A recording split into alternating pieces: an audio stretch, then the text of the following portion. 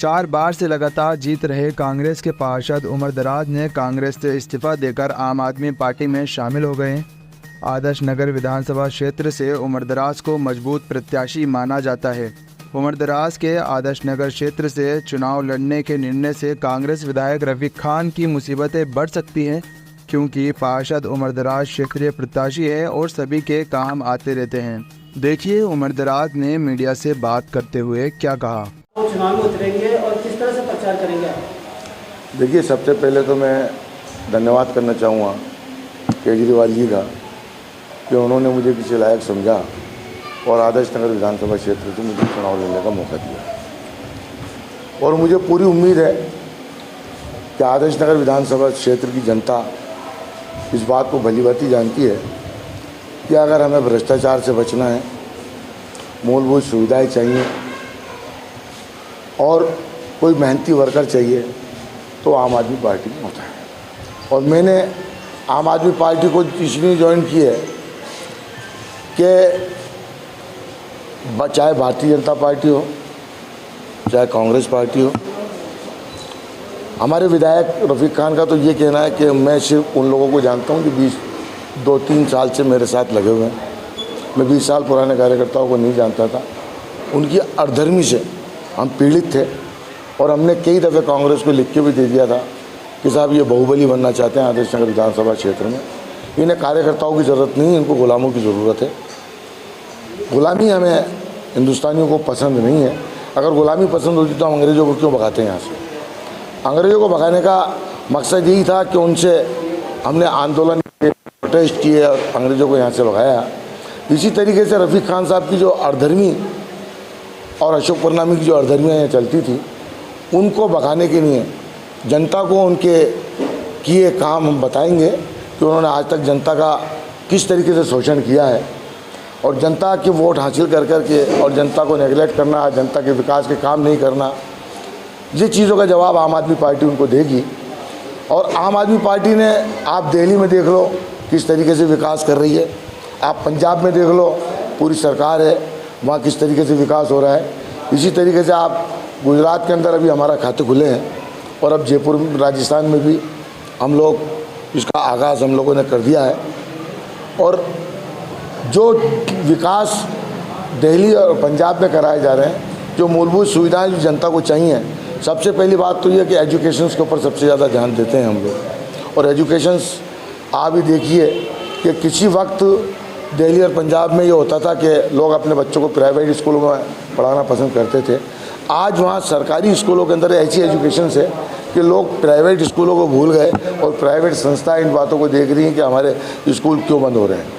आज सरकारी स्कूल, कोई वक्त था कि सरकारी स्कूल के अंदर एडमिशन लेने के लिए आसानी से एडमिशन मिल जाया करता था। आज देखिए कि प्राइवेट स्कूलों में वहाँ आसानी से एडमिशन मिलता है, मगर सरकारी स्कूलों के अंदर एडमिशन लेने में काफ़ी लंबी कतार में लगना पड़ता है। इसी तरीके से राजस्थान में भी हम एजुकेशंस को बढ़ावा देंगे। हेल्थ में देख लीजिए आप, हेल्थ के मामले में मोहल्ला क्लिनिक बनी हुई हैं, सैटेलाइट हॉस्पिटल बने हुए हैं, डिस्पेंसरियाँ बनी हुई हैं। हेल्थ में भी किसी को फिक्र करने की ज़रूरत नहीं है। हेल्थ में भी केजरीवाल जी ने जो है वो बिल्कुल मुफ्त इलाज कर रखा है।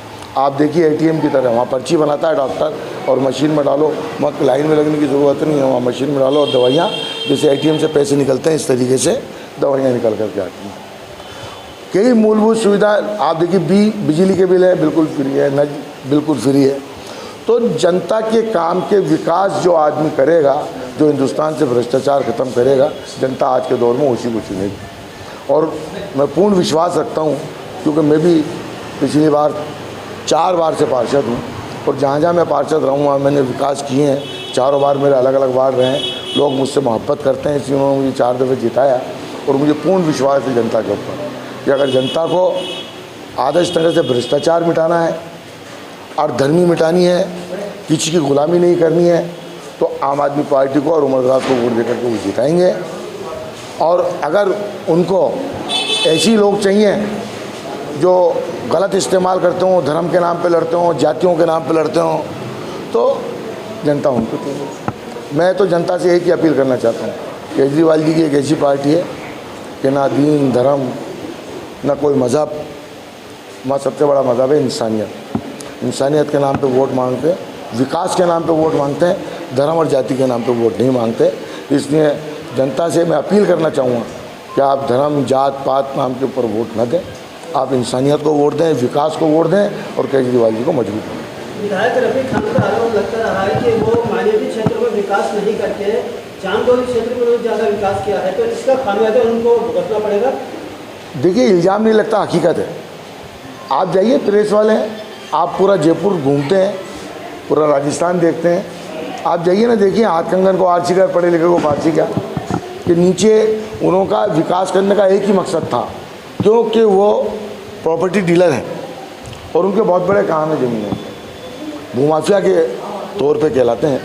उन्होंने अपनी ज़मीनों को बेचने के लिए और अपनी ज़मीनों को भाव बढ़ाने के लिए उस जगह सड़क, नाली, बिजली, पानी की लाइनें डला करके और अपनी ज़मीन को उन्होंने उपजाऊ किया है एक तरह से, कि जहाँ ज़मीन का भाव 2000-3000 रुपये गज था, 1500 रुपये गज था, वहाँ 15-15, 20-20 हज़ार रुपये, 25-25 हज़ार रुपये का भाव हो गया। तो बिजनेसमैन आदमी, उन्होंने अपने बिजनेस को डेवलपमेंट किया है, कोई जनता का विकास नहीं किया उन्होंने।